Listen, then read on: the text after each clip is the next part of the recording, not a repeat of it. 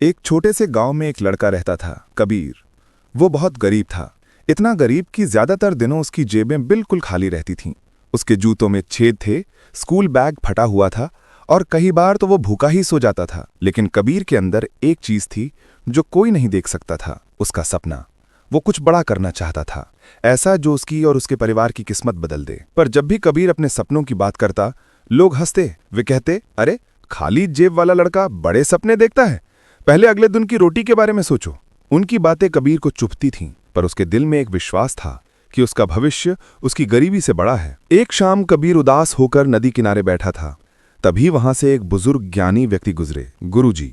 उन्होंने पूछा, बेटा क्यों इतना परेशान हो? कबीर बोला, गुरुजी, सब लोग कहते हैं कि मैं कुछ बड़ा नहीं कर सकता क्योंकि मैं गरीब हूं।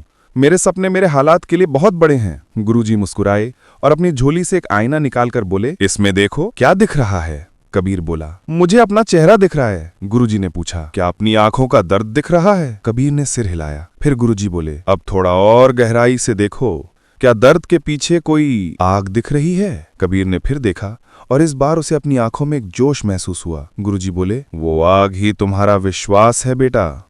ज्यादातर लोग इस आग को बुझा देते हैं, पर अगर तुम इसे संभालोगे, इसे हिम्मत और अनुशासन से जलाते रहोगे, तो यही आग तुम्हारे रास्ते को रोशन करेगी। गुरुजी ने आगे कहा, लोग तुम्हारे आईने पर धूल चढ़ाने की कोशिश करेंगे। वो तुम्हें ये यकीन दिलाएंगे कि तुम कुछ नहीं कर सकते, लेकिन तुम्हें रोज अपने कर्मों से उस आईने को साफ करना है और याद रखना है कि तुम क्या हो और क्या कर सकते हो। उस दिन के बाद से कबीर ने वही सीख अपनी जिंदगी में उतार ली। वो हर किताब पढ़ने लगा जो उसे मिलती। वो अपनी गलतियों से सीखता और उसका सपना अब सिर्फ पास होने का नहीं था, बल्कि अपनी किस्मत बदलने का था। रास्ता आसान नहीं था। उसकी माँ बीमार रहती, दवाइयाँ भी मुश्किल से मिलती।